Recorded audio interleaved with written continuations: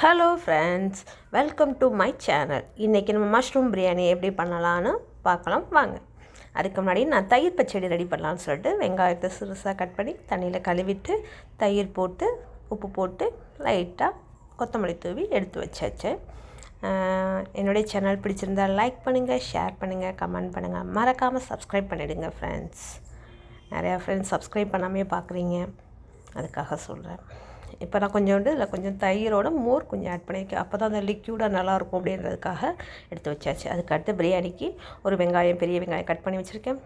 அதுக்கு முன்னாடியே நான் மஷ்ரூமை கட் பண்ணி க்ளீன் பண்ணி அதோட ஒரு உருளைக்கிழங்கு கட் பண்ணி எடுத்து வச்சுருக்கேன். அதுக்கடுத்து குக்கரில் எண்ணெய் ஊற்றிருக்கேன். அதுக்கடுத்து நெய் ஊற்றி, நெய் நான் வீட்டிலே ரெடி பண்ணுற நெய் இது. அதுக்கடுத்து பட்டை, கிராம்பு, ஏலக்காய் எல்லாம் போட்டு எண்ணெயில் கொஞ்சம் நேரம் விட்டுருக்கேன்.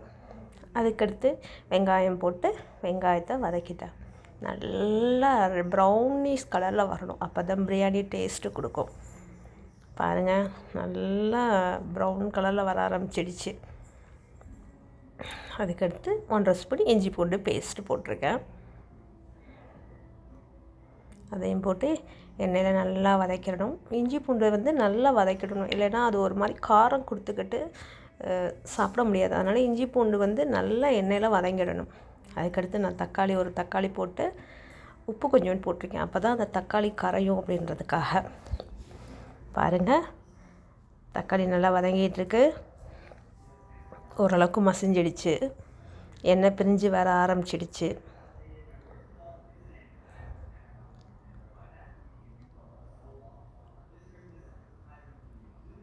எண்ணெய் நல்லா பிரிய வர ஆரம்பிச்சிடுச்சு. அதுக்கடுத்து நம்ம மசாலா போடலாம். 1 ஸ்பூன் மல்லித்தூள், மிளகாத்தூள் 3/4 ஸ்பூன் போட்டிருக்கேன். Garam masala powder 1/2 spoon. மிளகாத்தூள் அதிகமாக போடக்கூடாது, ஏன்னா காரம் அதிகமாக எடுக்காது.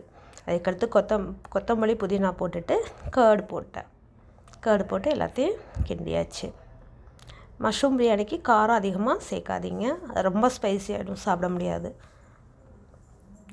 இப்போ நான் மஷ்ரூம் உருளைக்கிழங்கெல்லாம் போட்டு ஒரு பரட்டிட்டு நான் அரிசியவும் இதிலே போட்டு பரட்டிட்டேன்.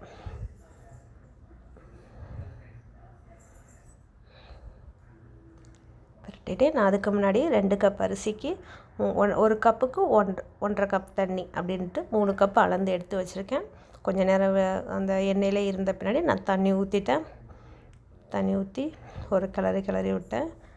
பாருங்கள், அதுக்கடுத்து கொதிக்க ஆரம்பிச்சிடுச்சு. கொதித்த பின்னாடி நான் லெமன் லைட்டாக போட ஆரம்பிச்சிருக்கேன். அப்போ தான் அந்த பிசுப்புன்னு ஒரு மாதிரி பிரியாணி பிடிக்காது, நல்லாயிருக்கும், புழுன்னு இருக்கும். கொஞ்சம் அதுக்காண்டி நான் லெமன் பிழிஞ்சு விட்றேன்.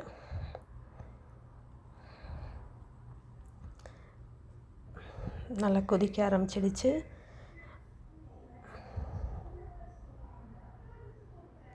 இப்போ நம்ம தம் போட ஆரம்பிக்கணும். அதுக்கு இப்போ சாதத்தை நான் ஓப்பன்லேயே வேக விட்றேன். இப்போ ஓப்பன்லேயே 75% வெந்துடுச்சு. பாருங்கள், தண்ணி சுத்தமாக இல்லை. இனி நீ தம் போட்டோம்னா அதுவாகவே வெந்துடும். அவ்வளோதான். நீ குக்கரை விசில் போட்டு மூடிட்டு கீழே ஒரு தோசைக்கல் வச்சு அடுப்பை 7 மினிட்ஸ் to 8 மினிட்ஸ் வச்சுருக்கணும். அதுக்கடுத்து ஆஃப் பண்ணிவிட்டு 10 மினிட்ஸ் அந்த ஆவிலே குக்கரை ஓப்பன் பண்ணக்கூடாது. 10 மினிட்ஸ் கழித்து ஓப்பன் பண்ணி பாருங்கள்.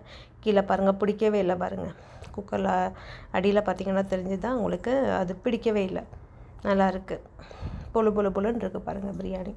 அவ்வளோதான். Thank you friends.